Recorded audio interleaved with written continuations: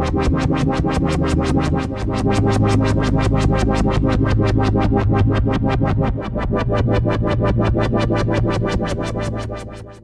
sound that you just heard was the opening to Tame Impala's song Nangs.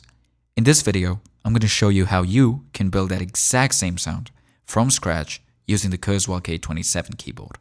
We're going to look at every single step in the process, all the way from a pure waveform to a finished sound. So if you have the same keyboard or even a similar Kurzweil synth with a vast engine, it's going to be really easy for you to follow along with me as we build this sound together. So here we go. First, you want to start off with a clear patch. On the number pad here, you want to enter 2045, which is going to give you the silent program. Press the edit button once. You're now going to be in edit mode. Use the soft keys right below the screen to go to the algorithm page. Now this is perhaps the most useful page you're going to be working with, and is the basis for Kurzweil's vast engine. A simple way of understanding this page is that it's basically signal flow, where sound goes from point A to point B and undergoes some kind of processing at each level. Luckily in this case, we're going to be using the most simple algorithm you possibly can, which is going to be number 6. You're going to be seeing 2 blocks here. In the first one, scroll till you see a saw waveform. It's going to sound a little like this. Next up, the amp envelope page. You want to select user, which is going to give you a custom ADSR envelope for your output. Let's get a bit of a long decay here. Let's set the attack value to 0.140 and a release time of 1.5. Now back to the algorithm page. You want to go to the second block and select a low pass filter. It's going to be labeled 2-pole low pass. We're going to use this filter to get that wobbly effect that you heard at the beginning, but that's only going to happen when you use an LFO to modulate the filter's cutoff.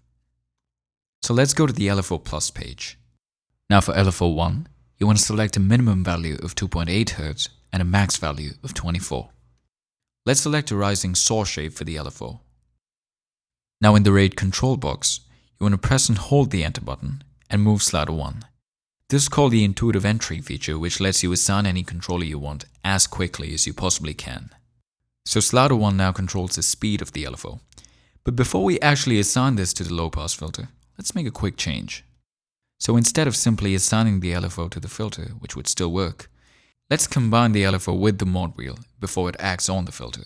So we're going to be using both of them as a single controller acting on the filter. We're going to use the function feature for this. On the same LFO plus page, you want to go to the fun section. In input A of function 1, you want to type in 114, which is going to assign LFO 1. For input B, press and hold the enter button and move the mod wheel. Intuitive entry again. In the function box, you want to select the equation A plus B the whole by 2. That's going to be the output for your function. Now let's go back to DSP mod. Navigate to LP frequency. In the right column, go down to source 2. Press and hold the enter button and press switch 1, which is going to be under slider 1. This is now the on-off switch for that wobble effect. Now for the depth control box, you want to enter 112, which is going to be function 1. That's the function that we defined earlier. Now with that, the filter cutoff is being modulated by a combination of LFO 1 and the mod wheel acting as a single control source. 70 is going to be your minimum value and 8500 for max. To really expand that range of modulation going from a dark sound to a bright, opened up filter, let's use the mod wheel again as another source for modulation. Go up to source 1 on the same page, press and hold the enter button and move the mod wheel slightly. Now for the actual depth value, you want to enter 6500. So with that, the mod wheel is now going to be working in 2 instances. One, as a part of the function that we assigned earlier, and now also as an independent source.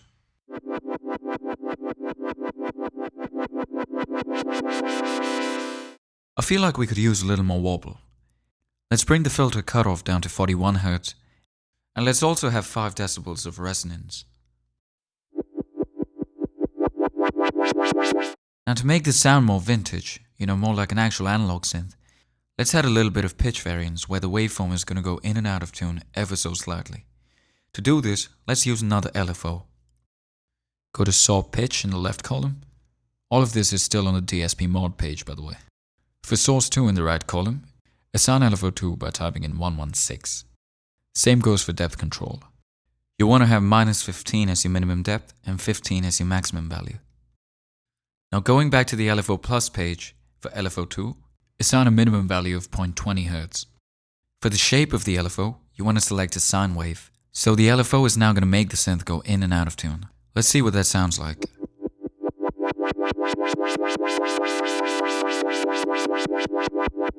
Another quick way to fine-tune this, let's use the Aftertouch control. We're going to be using this on the detuning effect and the filter resonance. So what this really means is if I strike a key and then press into it, the synth is going to go out of tune slightly while the filter becomes more resonant. Now you could assign this directly, just like the LFO, but I want the Aftertouch to come in with a slight delay instead of kicking in instantly. To make that happen, we're going to use the ASR feature. So the ASR is simply an envelope that you can use for any value or controller you want. In this case, I'm going to use it to control how long it takes for my Aftertouch to come in and how long it takes for it to go away completely. For this, you want to go back to the LFO Plus page. Now in the trigger section for ASR1, you want to hold the enter button and press into any key on the keyboard. The value should say M-press. Now in the mode section, you want to select hold.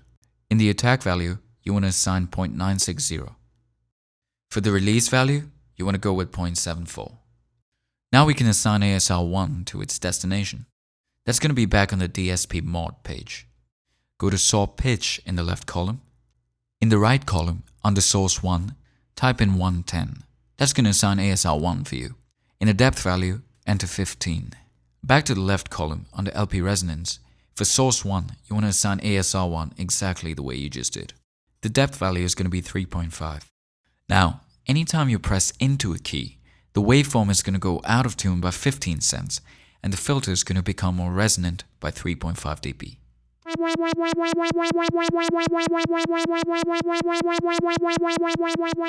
And also, since we've assigned ASR as the modulation source and Aftertouch as the trigger for this modulation, the attack and release values of the ASR envelope would still apply. Now for the easiest step. This one's going to make a big difference. Let's make a duplicate of this layer that we've been working on. For this new layer, you want to go to the DSP control section. In the saw pitch section, you want to tune this layer down by 15 cents. This is going to give you a little bit of that chorus effect like the original one. And of course, all the other settings from the other layer have been copied onto this one exactly. Listening back to the actual song, I can also hear another lower synth part which almost sounds like a sub-oscillator. Let's make that happen by making another copy of layer 1. So now we've got all the same settings. You want to go to the DSP control page. In the saw pitch section, you want to assign a value of -12. In the right column for the same value, you want to assign a value of +5 cents. On the same page, let's also change the value for LP frequency. Bring it down to 39 Hz. Let's also change the resonance value to 9.5 dB. Let's also bring the level down for this one. To make things a little better, let's use another function for LP frequency. We're going to be using source 1. And we're back to the LFO Plus page. For input A in function 2, select ASR1 by typing in 110. And as for input B, hold enter and move the mod wheel. As for the actual function, let's use the same equation as we did before. So what that quick step did is that we've combined the Aftertouch value with the mod wheel, but only for this layer. So the filter can now sort of open up when you press into any of the keys, while also being controlled by the mod wheel.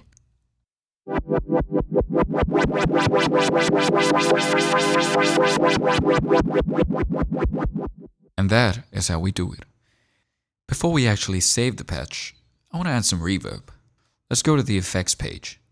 We're only going to be using the aux sense, by the way. So for aux 1, type in number 6 and send 9%. For the second aux send, type in 4062 and send 21% to this one. Here's another fun little trick with the mod wheel. Let's move to the parameters page right next to it. There's going to be a list of all the controllers and what they're being used for. Go down till you see aux 1. In the control box for this one, hold enter and move the mod wheel. So now the mod wheel also controls how long the reverb is.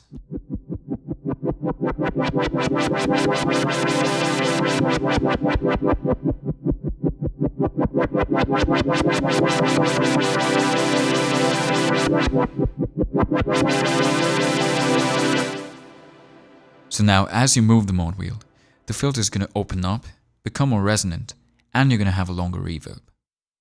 And to make sure all of this hard work doesn't actually go to waste, remember to save your patch. And that's how you get that iconic synth sound. Hopefully you could follow along to that with your own Kurzweil synth. And of course, to make it easier and quicker for you, you can also find a link to download the program right below the video. Thank you, and I'll see you next time.